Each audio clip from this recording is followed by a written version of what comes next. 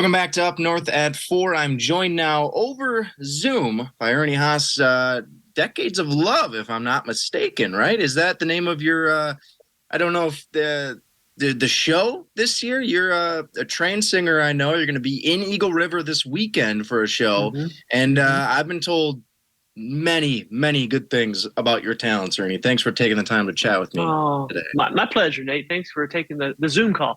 Yeah, Don't absolutely. you love the new technology? I know. Don't we all? Don't we all? And I know that Decades of Love, that is the Yeah, name of the show that you guys are yeah. putting together.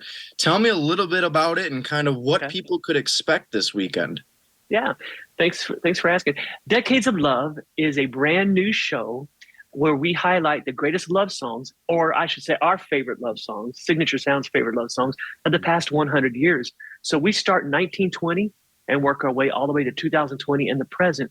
And we make it a musical review. So yeah, it started out as a studio album, Mhm. recording some love songs during the pandemic that we wanted to give to our wives on Valentine's Day. But quickly we saw that this was morphing into more than just a studio album. It was definitely a musical review, a live show. And so we're touring that for the next 3 weeks at the Decades of Love tour. And so we're so excited. So we're going literally an entire century back. You said 1920s when it starts and then eventually works its way up to the present. Yeah. We even find songs going back that far. Yeah. Well, the 20s were pretty hard, but we did find a few. And the most notable would have been It Had to Be You. Okay. It Had to Be You, which has been in so many different movies and scores and so many of the greats. But, 1920, 30s, and 40s, that is what we call the Great American Songbook. So every artist from Bing Crosby to Nat King Cole, everybody recorded these songs. They were our songs. And so once you get out of the 40s and hit the 50s, then that's when doo-wop happened and the musical landscape changed. 60s, the Beatles, and then it just keeps on going. So for us, the guiding light was we're a quartet. And so we collaborate, we make tight harmony. So we had a list of songs we wanted to record. And then pretty soon we started seeing that those songs didn't lend itself to harmony. And so we let that be our guiding light. How can we collaborate together and create a lush sound to these classic songs, staying true to the original intent, but modifying it a little bit to give it our taste, our heart. When we spoke to Jenny Rotz last week, she mentioned that when you guys visited a few years ago to Northland Pines High School, people left it saying that was the best show I've ever seen. Wow. So I mean, the bar is pretty high for you here. I feel like you gotta be able to top that, right? But Well, what I can feel that pressure. Hey, not to put it all on your shoulders, of course, but obviously you guys are going to be there this weekend. What could people expect? I mean, obviously, Decades of Love. They're going to be hearing all these love songs and kind of your guys' spin on them. But what do you want people to kind of walk away from the show having felt by the end of it? And that's a great question because that's exactly what we want. I don't want to overanalyze it, but already we've been touring and singing a few of these songs in our gospel concerts.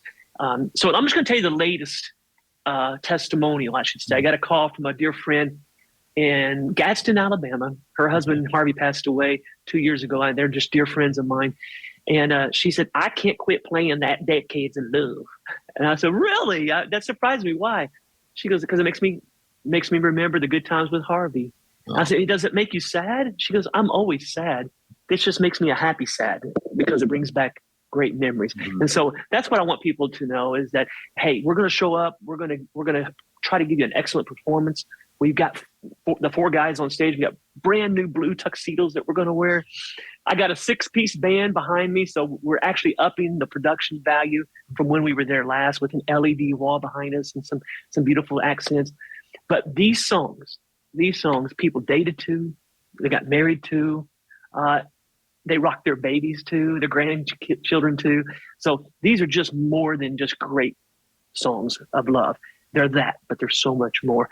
They help people to reminisce because this is the soundtrack to people's lives. And so we're trying our best when we leave the venue that night to present these in such a way that I want to believe that some old man's going to reach over and grab his wife's hand, and maybe there's been some coldness for years, and maybe he's going to say, we get home, let's dance. And people just fall in love again and start dating again and Mhm. and tune out the culture and all the chaos and all the things that divide us.